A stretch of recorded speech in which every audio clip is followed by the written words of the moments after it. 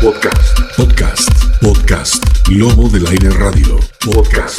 Lobo del Aire Radio. Bienvenidos.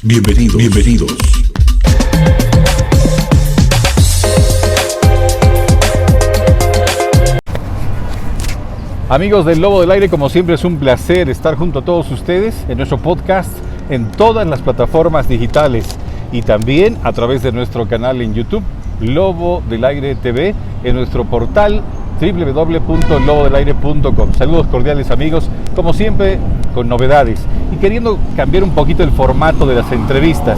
Hoy nos acompaña Mike Gemio, analista económico, que lo hemos tenido en audio, pero ahora lo van a ver también permanentemente porque el análisis no se detiene y estamos a un año de gestión del presidente Luis Arce Catacora. ¿Cómo ha pasado el tiempo? Siempre momentos claves. Mike, un gusto, bienvenido al Lobo del Aire, ¿cómo estás?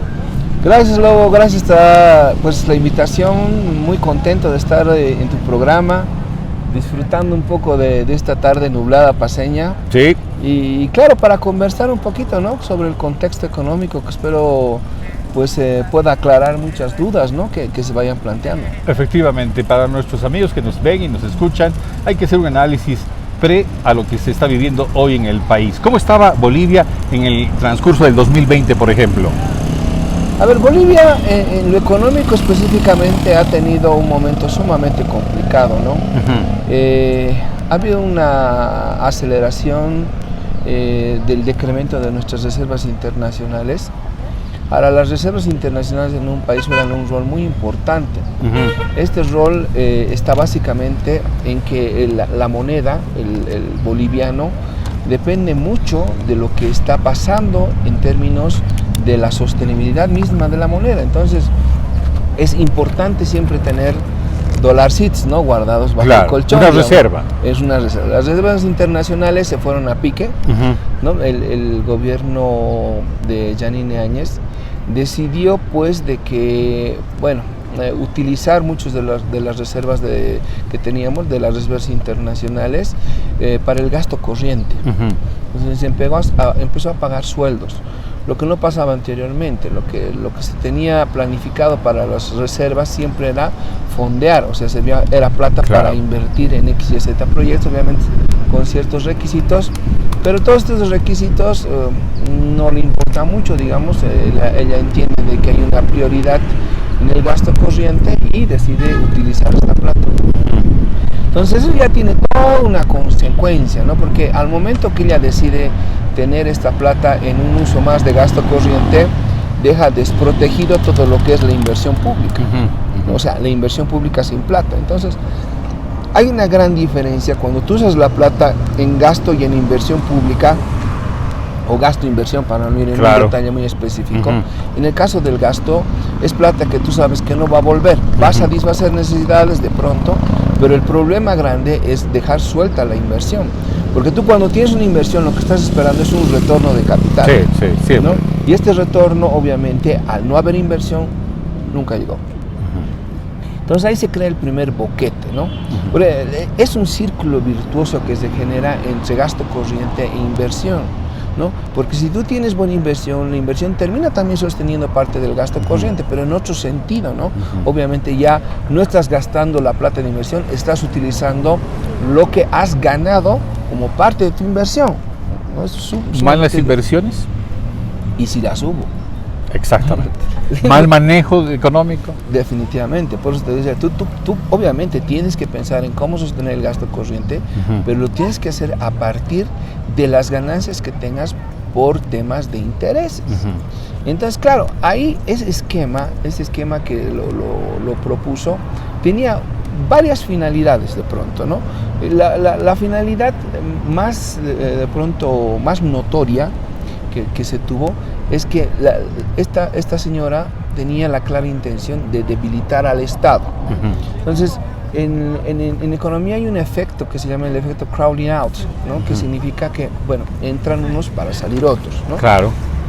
Entonces, el efecto que quería tener ella era un crowding out de inversión pública para que entre inversión privada, ¿no? Decía, si yo saco la inversión pública del sistema, automáticamente las necesidades, los requerimientos de la gente van a jalar inversión privada. Hipótesis mal planteada, pero lo que pasa es que nosotros en nuestra economía tenemos un tema que es la incidencia del gasto público. Entonces, claro, tenías una intención, de pronto yo digo muy poco pensada, para que puedas jalar, ¿no? Algunos amigos seguramente por ahí que tenían platita y querían recuperar rápido sus recursos, pero claro, nunca se midió, nunca se hizo un cálculo exacto para ver cuánto de inversión pública de pronto debía retirarse del mercado para que pueda entrar la suficiente cantidad de inversión privada. El efecto fue muy poco pensado y claro, los resultados los hemos visto, ¿no? Los efectos ya posteriores a todo se los conoce, o sea, déficit de la balanza comercial, el tema del empleo se disparó al infinito y más allá, decrecimos 9.8 puntos porcentuales en Bolivia. O sea, ese es el dato que no se había dado hasta hace 60 años. Imagínense. Y un ejemplo claro, no sé si te acuerdas de los podcasts que hemos realizado por audio, hablamos justamente de la mala inversión, pero en el tema de salud. El tema de los respiradores, por ejemplo, los sobreprecios, que en su momento también lo hemos mencionado, y que a la larga nos da la respuesta de ese análisis que habíamos hecho junto a Mike Gemio en ese momento. Y luego pasa ese año, revisamos la bibliografía, la hemeroteca, y con el mayor respeto de los otros analistas económicos, te digo, Mike, por eso también estás en el Lobo del Aire, no hemos encontrado una coincidencia con la realidad actual del país. Han afirmado sus análisis, pero con otros puntos de referencia que hoy no nos da una coincidencia de lo que ha pasado del 2020 y lo que estamos pasando a un año del presidente Luis Arce. Sí, bueno, lamentablemente muchos de nuestros opinadores de derecha tienen esa mala costumbre. Yo realmente pienso que tienen primero una proyección, una opinión en realidad demasiado marcada por lo político. Tendenciosa, ¿no? Tendenciosa, sí, e innecesariamente, ¿no? Porque en economía los números son bien claritos. Sí. Entonces no se puede volver el 5 un 3, digamos, ¿no? Sí. Por darte un ejemplo medio absurdo, o sea, el disfraz de los números o de pronto ocultar ciertas cifras para mostrar otras que sean tendenciosas. Al final del día yo recuerdo, o sea, hemos vivido 14 años en el gobierno del presidente Morales y yo no recuerdo un solo año donde los analistas de derecha no hayan dicho de manera fehaciente, de manera muy segura, lo más preocupante, de que el gobierno tenía un año más de vida y que la crisis económica iba a venirse al año. O sea, durante 14 años han venido diciéndonos de que el hecho de que iba a haber una crisis económica era prácticamente un hecho. Lamentablemente, ¿no?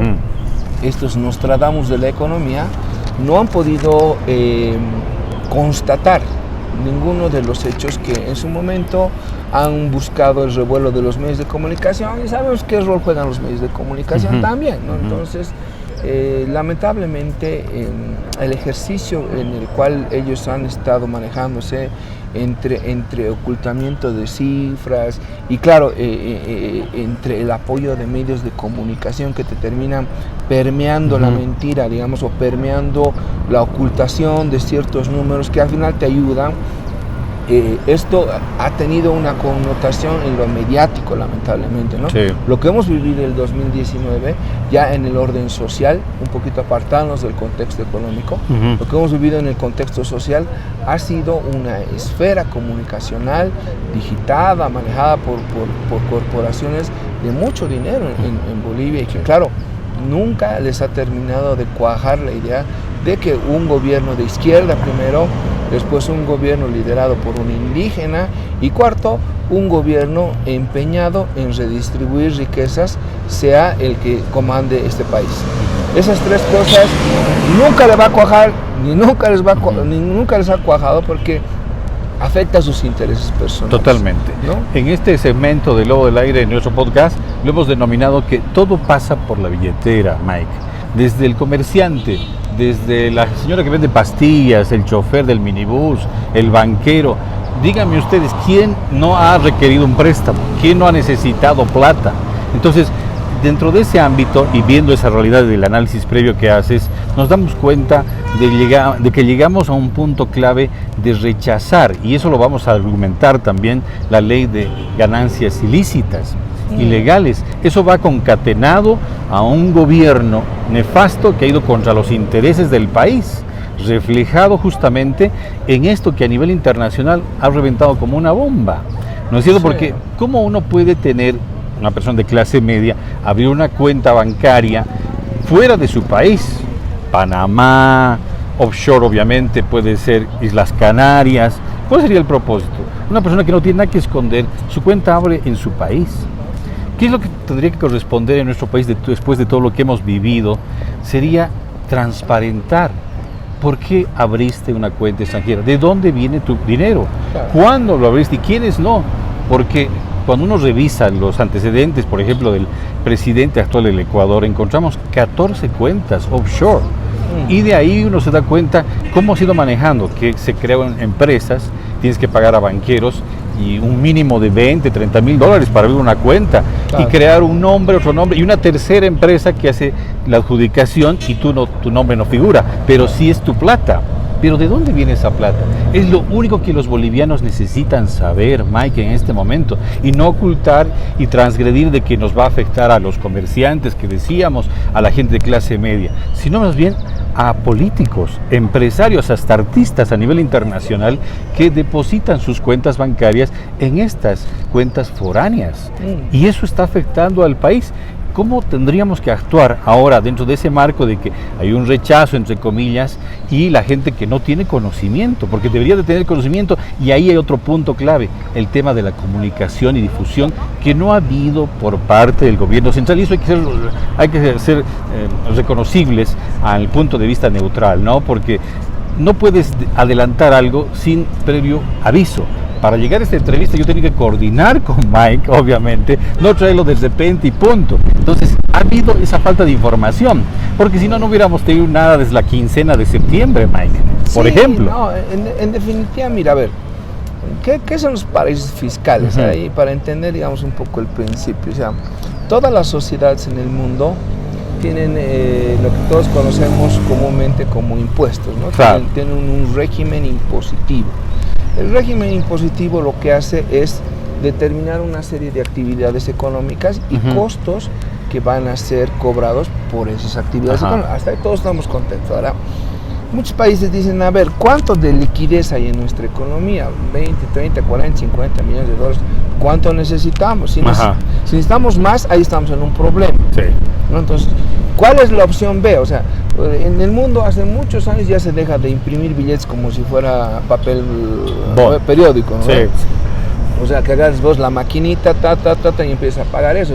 Eso tiene un efecto inflacionario y después eso es calamitoso porque tu moneda, el papel moneda que tú tienes circulando en tu economía pierde valor. Sí, entonces es muy peligroso. Entonces, ¿qué hacen las sociedades? Muchos de los países que de pronto están en estos offshores, lo que hacen es decir, necesitamos, qué sé yo, 10, 20, 30 millones de dólares más, pero de inmediata disposición aquí, y ni siquiera al servicio de vos o al servicio del gobierno. Sí. Necesitamos que esté girando en la economía esa plata. Entonces, los países que tienen, digamos, más necesidad que escrúpulos, yo digo, al final del día, definen y dicen, bueno, sabes que vamos a optar por hacer una suerte de dispensamiento.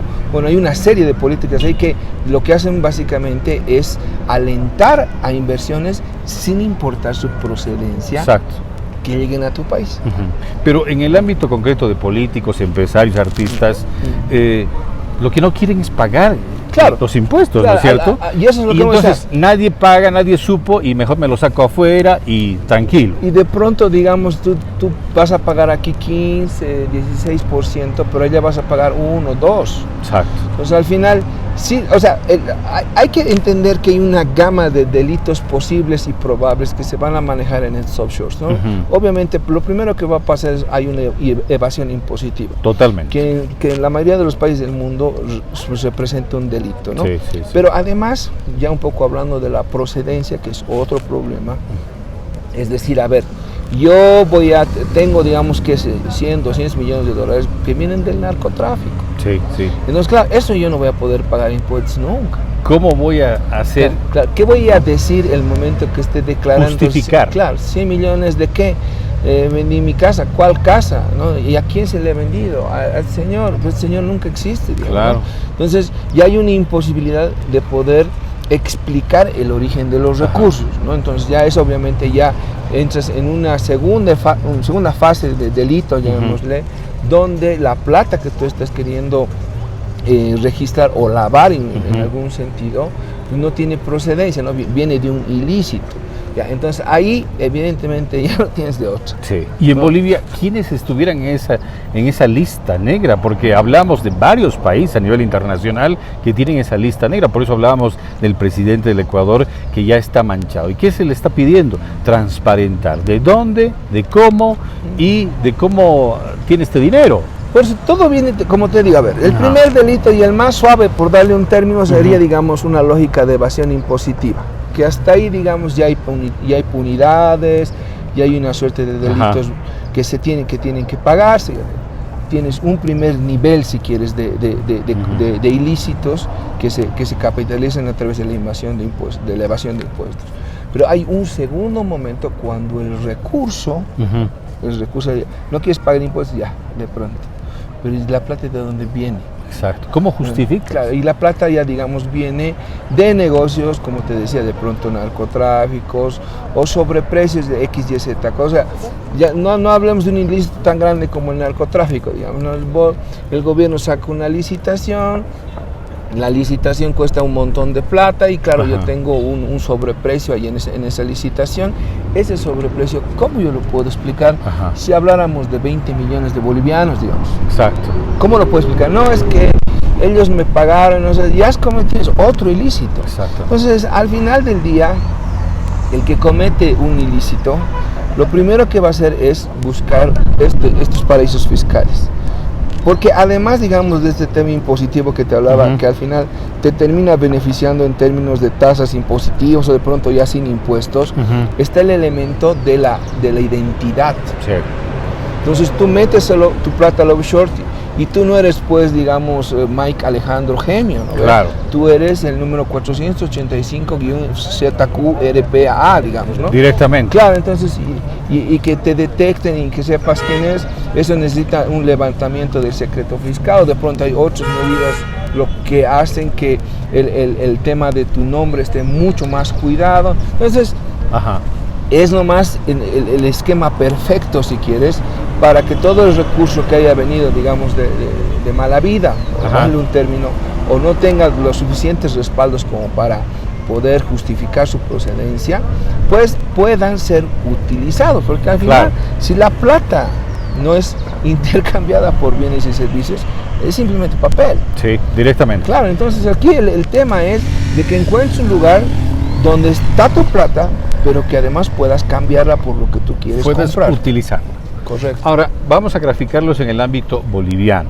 ¿Será por eso, y voy a lanzar una pregunta tonta, entre comillas, será por eso que hay un rechazo de la derecha, entre comillas, y remito, que no quieren la ley de legitimación de ganancias? Porque si eso se abre, vamos a empezar a transparentar todo esto. Si no es por la vía voluntaria, va a ser por la vía impositiva. Entonces ahí vamos a ver quién es quién. Y están utilizando palos blancos, entre comillas, y vuelvo a abrirlas otra vez y cerrarlas, cuando dicen que nos va a afectar hasta periodistas.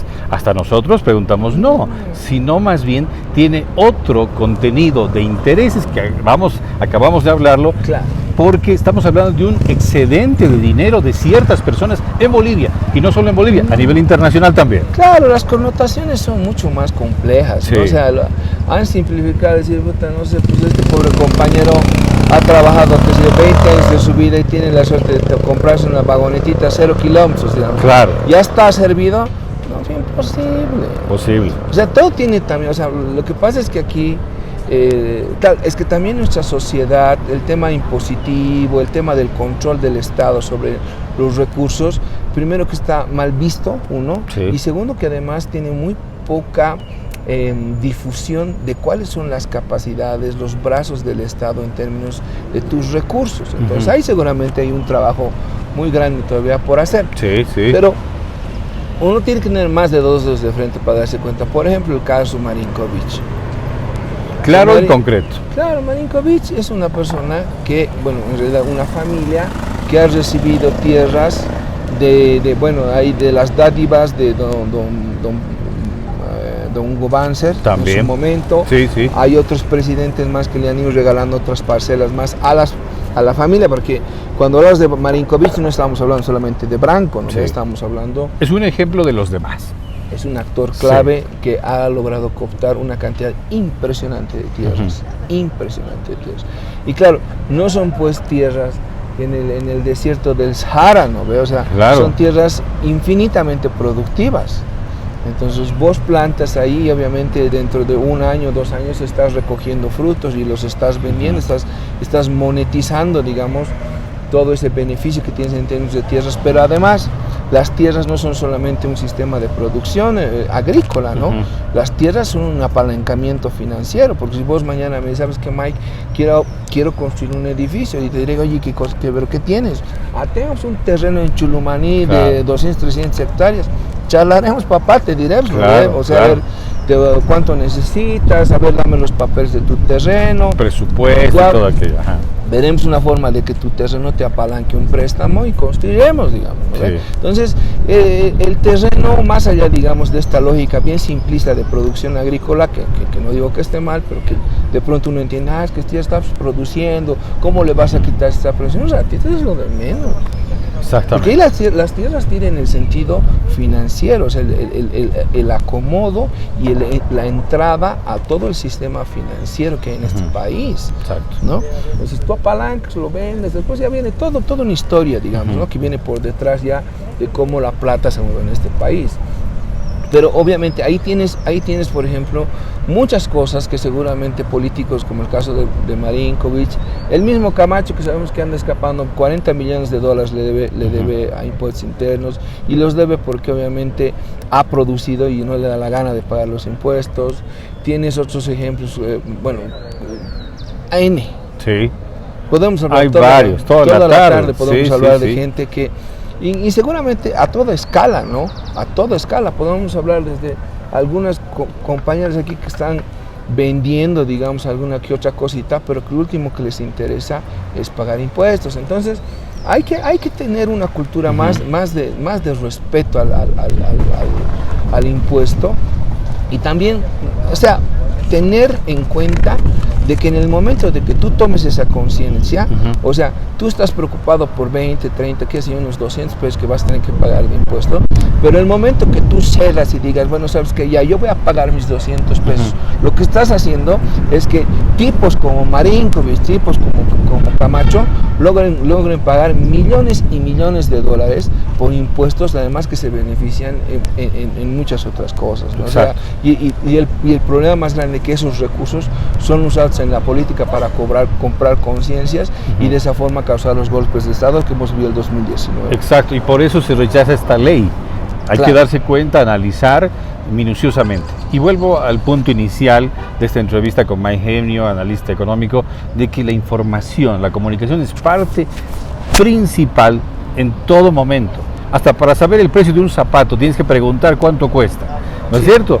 Entonces, ¿qué pasó con la difusión, el tema de concienciación de esta ley a nivel nacional? Ahí vemos un craso error, y no solo en esta ley, Mike, y lo decimos de frente, en todas las cosas que se están haciendo en beneficio del país, y enseguida voy a ir con ese tema. Se tiene que informar, porque en este momento estamos en el Prado Paceño, 16 de julio, la avenida 16 de julio, un 12 de octubre del 2021, les estoy dando datos, imagínense, estamos hablando sobre estos temas para que la gente conozca. Mucha gente no se informa, no lee, entonces necesitamos otro tipo de estrategia comunicacional, y eso lo decimos al gobierno nacional, para poder llegar a esa caserita de la esquina y que sepa qué está haciendo Luis Arce Catacora en este momento.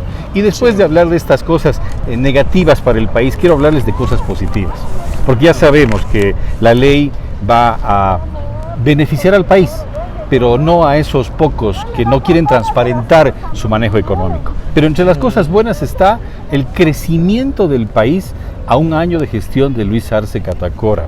5,5% Banco Mundial, Mike. Por favor, otra vez estamos creciendo. Sí, increíblemente. Son cosas que realmente no termina de entender, digamos, en lo cotidiano, ¿no? Pero la verdad es que, mira, nosotros los bolivianos somos materia de estudio en muchas universidades del mundo. Sí. Tengo la suerte de estar haciendo ahora un doctorado en desarrollo, pero me va a tocar vivir de esto nomás toda mi vida. Sí. Pero mira, nosotros hemos demostrado científicamente, primero empíricamente obviamente, y seguramente ahora estamos trabajando en cómo científicamente a través de los números demostrar que se puede crecer económicamente con equidad e inclusión. Y eso ahí hay dos números, ¿no? Nosotros los bolivianos, los pasados 15 años, hemos logrado un crecimiento en promedio de unos 4,2, 4,3%, que es una tasa porcentual bastante alta comparado con los demás países de la región. Uh-huh. Pero otro número que es igual que sorprende es que 3,5 millones de bolivianos han salido de la extrema pobreza. Y esos 3,5 millones de bolivianos representan más o menos entre el 25 y el 28% de toda la población, uh-huh, querido Lobillo. Y a pesar de la crisis sanitaria. Claro, en realidad, mira, este proceso lo hemos vivido nosotros 14 años. Sí. ¿No? O sea, la crisis sanitaria ha venido un poco a golpear, si quieres, todo este proceso de salida de pobreza que estamos viviendo, porque la verdad es que el año pasado había un repunte de pobreza, sí, ¿no? Pero bueno, durante lo que queda para atrás, porque ese es el año negro de la vida seguramente de los bolivianos, que en alguna medida hay que empezar a superarlo, de ahí para atrás lo que hemos hecho es pues sorprendente. Uh-huh. O sea, yo te digo ya en materia de estudios, a ver, ¿cómo han manejado las reservas internacionales? ¿Cuál era la relación dólares, digamos, oro? ¿O cómo ha manejado el tema de inversión pública? ¿Cuál era la prioridad de la inversión pública? ¿Qué tipo de carreteras han producido? O sea, en el contexto mismo de política pública, ya se presentan un montón de preguntas. Sí. Para poder aterrizar en una, entre comillas, receta, ¿no? Los bolivianos no vendemos recetas, más bien somos de los que pedimos de que las sociedades crezcan de acuerdo a su contexto propio, ¿no? Uh-huh. Pero sin embargo, en el mundo, yo te digo, se está teorizando mucho de lo que hemos hecho nosotros. Se está tratando, digamos, de encontrar esas variables, esos puntos de coincidencia que han logrado crecimiento más desarrollo, más sostenibilidad, porque no te ves que decir 14 años, sí, sí, y adicionalmente equidad. O sea, la gente saliendo de la pobreza, hemos engrosado casi al doble nuestra clase media. O sea, claro, ahorita los jóvenes no se deben acordar mucho, pero yo me acuerdo, pues, por ejemplo, ahí cuando tenía 6, 7 años, ¿qué iba a pensar viajar en avión? Claro. Era otra realidad en ese momento. O sea, yo le decía a mi papá, ¿sabes qué, papi? Puta, quisiéramos ir de vacaciones a Santa Cruz, pero vamos a tener que ir en burro, digamos. Bueno, exagero un poco, pero teníamos la movilidad, sí, seguramente, y teníamos que haber viajado por lo menos un día entero, ¿no? Sí. Ahora lo haces en una hora. Y en una hora, ahora, o sea, estamos hablando de un montón de plata. Sí, sí. Es una base de 14 años y hay que tomar en cuenta este detalle. Uh-huh. ¿Quién era el ministro de Economía en el gobierno de Evo Morales? Luis Arce Catacora. Correcto. Entonces, cuando vemos esa trayectoria, nos damos cuenta, pues, cuando hablábamos de la frase todo pasa por la billetera, entonces ha habido un manejo económico eficiente. Definitivamente. Claro, y ahí ponemos en contraposición lo del año pasado con Yanine Áñez, deficiente. Y eso no lo decimos nosotros, lo dicen los números. Los números. Y definitivamente, mira, es tan claro el modelo en realidad que, bueno, el presidente Arce lo bautizó, ¿no? El modelo económico, productivo, social, comunitario. O sea, le puso ya un nombre de sello seco, pero básicamente lo que el modelo propugnaba es decir, a ver, ¿dónde están las instancias de generación de excedentes de recursos? Están hidrocarburos, está minería, ¿no? Estos sectores, ¿qué hacen? Estos sectores generan excedente económico. Ahora, ¿dónde ponemos ese excedente económico? Dos lugares. En primer lugar, sectores que tienen potencial de crecimiento. Turismo, manufactura, construcción, porque esos son los sectores ahora que están creciendo. Y el segundo cajón, o el segundo lugar donde había que poner la plata, bonos sociales, equidad. Entonces lo de los bonos no ha sido solamente, digamos, algo que ha terminado siendo algo para, entre comillas, ganar votos. Sí, para nada, sino tener una realidad económica sostenible para todos los bolivianos. Sí, ¿no? Y sobre todo, como te digo, equidad. O sea, de acuerdo que ahorita la clase media en Bolivia, yo me imagino hablar de 50, 100 pesitos en el bolsillo para, qué sé yo, un sábado, un domingo ir a disfrutar un platito, ya se ha vuelto algo más común, ¿no? Pero esos 50, 100 bolivianos en una familia que tiene todavía serios problemas económicos, representa mucha plata. Sí.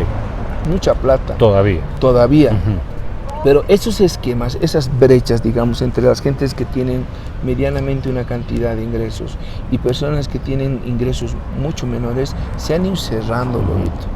Y yo creo que ese es el esfuerzo más grande. Ahora, evidentemente muchos de los jóvenes no han tenido la percepción, como te decía, lo mío en el colegio con mis padres, o de pronto saber que habían pues necesidades mucho más importantes que eran el día a día, digamos, que tenía que ver con alimentación, vestimenta, o sea, esa necesidad de pronto se ha difuminado un poco, o sea, se ha vuelto algo del muy día a día, ¿no?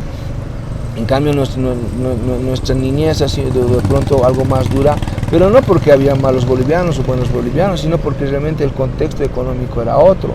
Entonces, yo creo que hay muchas de las cosas que a los jóvenes y a los bolivianos en general hay que contarles, ¿no? Hay que decirles, mira, la situación en Bolivia era esta.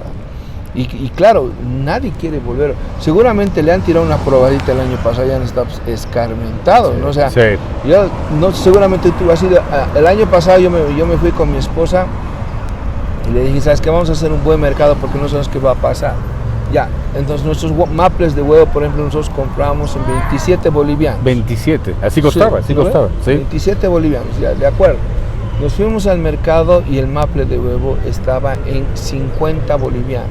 En ese momento. Claro, yo le dije, esto es una locura, esto no podemos comprarlo, pero necesitamos comer huevo, entonces ya tenemos un huevo. Entonces, es un poco, tal vez yendo un ejemplo medio absurdo, pero las realidades que te han marcado el año pasado te ha hecho ver que no es en realidad una sociedad que se automatiza, o sea, encuentra un giro automático para volver a ajustar los precios. Sí. El Estado juega un rol importantísimo para que los precios y las sociedades encuentren un punto de equilibrio en sus precios. Claro. Eso es importante, ¿entendés? Necesitamos un gobierno, primero, que esté comprometido con una línea de equidad de nuestro país. A partir de eso, podemos encontrar desarrollo. Ahora, con esos antecedentes económicos y de acuerdo al INE, siempre manejando el equilibrio, tenemos documentación, no nos basamos simplemente por decirlo, el INE tiene el dato de que Bolivia está ocupando el tercer lugar en crecimiento de la región, detrás de Perú y de Argentina.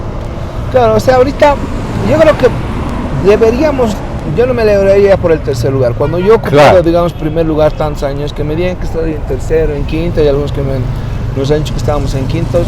Pero después de esa tormenta, Mike. Sí. Bueno, pero en todo caso creo que Bolivia se merece otra vez el primer lugar, ¿no? Tenemos otra vez al presidente Arce, que ahora está manejando desde mucho más arriba los hilos de la economía. Lo óptimo es que a partir de eso, obviamente, retomemos senda de crecimiento. Eso creo que es una cosa bien a priori. Y un segundo elemento que tenemos que ir pensando ya nomás, te digo, tiene que ver con la sostenibilidad del crecimiento. O sea, está bien, este año está una belleza, seguramente Dios mediante vamos a poder cerrar con ese 5.5, no sé, bueno, Dios mediante, pero vamos a tener, yo creo que un buen número de crecimiento económico. El reto, mi hermano, es que el 2020 ya no sea 5.5, sea 5.8. Claro. El 23 llegamos al 6%. Entonces, ese es el tema en cuestión ahorita. O sea, claro, en el mundo has tenido una crisis de orden económico comercial. O sea, ¿qué ha pasado? La gente ha dejado de comercializar y ha dicho ya, no salgo de mi casa. O sea, prefiero quedarme aquí a morir en la calle. Sí. Entonces, todas las relaciones comerciales se han paralizado en el mundo. Sí. Y inminentemente la gente ha empezado a comercializar menos. Ahora, vienes ahora y tiene que haber un boom, pues te das de cuenta que todos estamos guardando nuestra plata en la guancancha, sí, ¿no ves? Bajo el colchón. Tu ahorro. Entonces ya dices, ya bueno, ya pasó un poco, a ver qué necesito comprar mi arrocito, mi azúcar, tengo que ir a comprar mis quintales porque aquí tiene que para haber tener tu reserva. Claro, entonces sales y compras, vuelve a haber dinamicidad. Entonces hay una especie de boom ahorita, en todo el mundo está resurgiendo el comercio de manera acelerada, eso es cierto. Ahora, esto, como te digo, de pronto puede resultar ser momentáneo, pero la idea es que encontrando los mecanismos dentro de tu política económica, viendo el tema de cómo está manejándose bancas, reservas, o sea, tienes una serie de indicadores ahí que tienes que ir midiendo todo el tiempo. Y decir, para que sea sostenible. Claro, ir controlando para que el 2023 haya otra vez crecimiento económico y esto se vuelva una espiral de crecimiento que realmente nos hace mucha falta. Otro dato que les paso de la fundación, y atención con esta fundación, Friedrich Ebert Stufe, 46,6% políticos, analistas, periodistas afirman que la situación económica del país mejora algo y mucho. Seguro, claro, por eso te digo, o sea, sería como un ejercicio de, no sé, zafado de la cabeza, ¿no? O sea, te puedes encontrar con la pared seguramente en algún momento que tú digas, no, es que la economía boliviana no ha crecido o estamos mejor con años, digamos, ¿no? Ojalá que no haya alguien que esté tan desubicado. Pero es que la verdad, ya te das una vuelta por el mercado y dices, puta, necesito esto, pero además quiero comprarlo en este precio, y lo encuentras. Sí. Entonces, ese es un indicador muy importante. La gente tiene que saber que en el mercado ahorita, primero va a encontrar lo que necesita y segundo va a encontrarlo en el precio que necesita comprar, en el que está dispuesto a pagar. Se está dando cuenta la gente. Pero vuelvo a ese punto, por eso estábamos hablando sobre este tema económico tan importante y trascendental de transición, la falta de información, Mike. ¿Qué hubiera pasado si la difusión del manejo económico del presidente en primera instancia, Evo Morales, y luego Lucho Arce hubiera sido distinto? La gente hubiera tenido un distinto accionar también. Es probable. Nuestros sistemas de comunicación todavía son bastante básicos. Sí. Por eso te decía, yo pregunto en este momento a una persona, me va a decir, no sé cómo estaremos en crecimiento, pero no tengo plata, o si tengo plata, pero no hay ese conocimiento. Entonces, todo parte de comunicación gubernamental, que reitero, y eso molesta a los bolivianos, te digo, falta de conocimiento para entender la realidad que estamos viviendo. Por eso lo hemos traído a Mike y estamos ya abriendo los ojos, los oídos para darnos cuenta y tener una interpretación real de la economía que está viviendo Bolivia. Sí, definitivamente. Yo creo que ahí el esquema, más allá, digamos, de un poco de cómo están funcionando nuestros medios de comunicación, porque ahí sabes cuáles son los monstruos y cómo acaparan todos los medios de comunicación. Ese es un punto aparte también. Claro, o sea, ahí tienes que luchar con David y Goliat, digamos. Sí, ¿no? sí. Pero yo todavía, digamos, tengo mucha esperanza en lo que pasa en redes sociales, por ejemplo, ¿no? Que para mí es, digamos, mi arma más poderosa. Yo tengo una forma de pensar y hay muchas cosas, muchos artículos que yo saco y los saco por redes sociales y a veces tienen mucho mejor impacto que cuando las saco, digamos, por estos canales. Sí. A mí me pasa lo mismo, Mike, y ponemos de ejemplo, porque me dicen, no, pero ¿cuántos seguidores vas a tener? Y yo les voy a poner esta historia como moraleja, ¿no? Como interpretación de la realidad. Un colibrí está en la selva, hay incendio. Y el tigre le pregunta al colibrí, ¿dónde estás llevando esa agua en tu pico? Estoy llevando agua para apagar ese incendio. ¿Pero tú crees que vas a apagar con esa agüita el incendio? ¿Te tan poquito? No, yo no sé si voy a apagar, pero estoy dando mi aporte, mi granito de arena para ayudar a apagar ese incendio. Y creo que nosotros estamos en ese camino también, Mike, de aportar a nuestra sociedad. Tú lo has dicho muy bien, los medios de comunicación masivos, entre comillas, pero que tienen direcciones marcadas, que te dicen qué es lo que puedes decir. Intereses en realidad. Totalmente, marcados, que te dicen qué vas a decir esto no puedes decir, esto tienes que darle duro, frenate aquí, parar la entrevista, etcétera, etcétera. Entonces queremos aportar de esa forma. Por eso la gente necesita este tipo de conocimiento analítico desde el punto de vista de un económico, analista como tú, Mike, para que la gente pueda abrir esos oídos y esos ojos. Sí, yo creo que hay un poco tal vez nuestros hijos, bueno, hay una serie de conciencia de lectura, algo de investigación nos hace falta. Somos una sociedad que investiga muy poco, pero nuestras universidades en general no son centros de investigación grandes, robustos. Un poco se rezagaron. Claro, o sea, al final tienes ahorita un complejo tienes un problema bien complejo en la sociedad boliviana respecto a cómo logras hacer despertar a una sociedad que está anquilosada por redes, por televisión, han logrado copar un poco nuestras mentes.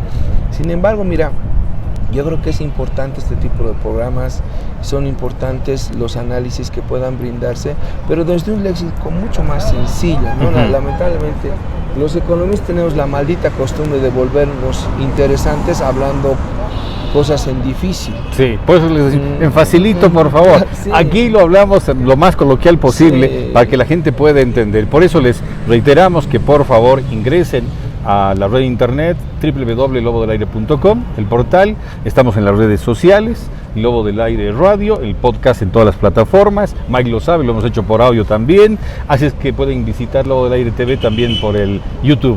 Mike, muchas gracias por estar con nosotros, por tu tiempo. En este 12 de octubre, además un día histórico, que estamos haciendo la entrevista a un año de la gestión del presidente Luis Arce, y un día de lo que significa también la huipala a nivel nacional. Esto es muy importante, descolonización, 12 de octubre. Sí, eso es un contexto más sociológico. Sí, ¿no? Claro, en la mora yo soy sociólogo, economista encubierto, una cosa así. Pero la verdad es que, mira, yo creo que nuestra sociedad, para lograr liberarse de este yugo que te obliga, digamos, los capitales internacionales, tiene que conocer su cultura, tiene que conocer sus raíces, y a través de eso va a entender por qué tiene que liberarse de un yugo económico, ¿no? Porque al final del día ya los autos, a ver, ahorita la gente pregunta a cualquier auto, el que más rabia de preguntarle cuánto cuesta, y te lo va a decir en dólares. ¿Nunca te has preguntado por qué pasa eso? A ese nivel estamos colonizados, querido Lobito. Sí, la verdad sí. Y si tú vas a Chile, te apuesto que no va a pasar eso. El chileno, te da el precio de su carro, obviamente importado, pero te lo da en pesos chilenos. ¿Sabes? Son 4 o 5 millones de pesos chilenos. Ah, ya, de acuerdo. Sí. Pero tú vas aquí y los precios de las casas, de los departamentos, son en dólares. Estamos supeditados todavía, un poco porcentaje todavía mental a la dolarización, aunque el boliviano está fortalecido. Correcto, pero eso es un tema, o sea, de acuerdo, nuestra economía está bolivarizada, pero nuestras mentes, ¿dónde todavía están? Y ahí está el juego de los medios. Claro, ahí está. Desde las películas que nos difunden, los contenidos que nos disparan. O sea, tenemos que tener un cernidor, pero increíble en nuestro cerebro. O por lo menos, sabes, que empezar a meter más cosas nuestras, ¿no? Producción nacional, tú sabes que yo hago música, por ejemplo. Sí. Escucharás por lo menos rock nacional, digamos, si es que es tanto. O bueno, ya yo no soy tan eso vamos a tener una edición especial, por favor.